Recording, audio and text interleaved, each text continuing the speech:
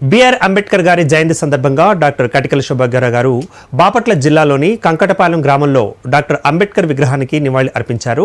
అంబేద్కర్ గారు దేశానికి చేసిన సేవను ఈ సందర్భంగా గుర్తు చేశారు. ఈ కార్యక్రమానికి సంఘ పెద్దలు, యువకులు, సంఘస్థులు తదితరులు హాజరయ్యారు. కార్యక్రమం అనంతరం డాక్టర్ కటికల శోభాగ్య గారు అంబేద్కర్ జీవిత చరిత్ర, రాజ్యాంగ ప్రతులను హాజరైన వారికి బహుకరించారు.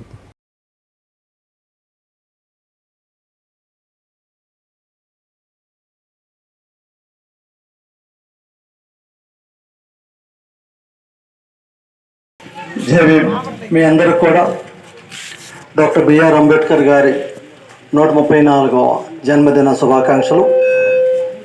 రాబోయే కాలం ఇందాక కాగిత వరప్రసాద్ గారు చెప్పినట్టుగా చాలా ప్రమాదకరమైన రోజులు వస్తున్నాయి. ఎందుకంటే రాజ్యాంగాన్ని మారుస్తాం అంటున్నారు.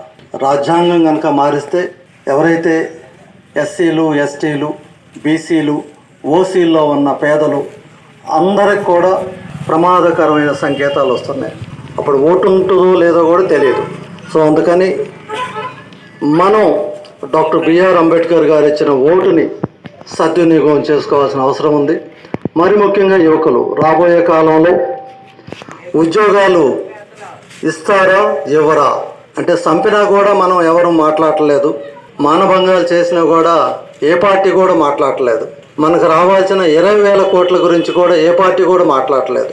వ్యాపారం చేసుకుందామంటే సబ్సిడీలు కూడా ఏ పార్టీ కూడా ఇస్తామని చెప్పట్లేదు. అందుకని మన హక్కులు మనం కాపాడుకోవాలంటే తప్పనిసరిగా రాజ్యాంగాన్ని కాపాడుకోవాల్సిన అవసరం ఉందని తెలియజేస్తూ ఈ యొక్క గ్రామ ప్రజలందరికీ కూడా విజ్ఞప్తి చేస్తున్నాను. మన రాజ్యాంగాన్ని కాపాడుకుందాం. జై భీమ్. Thank you.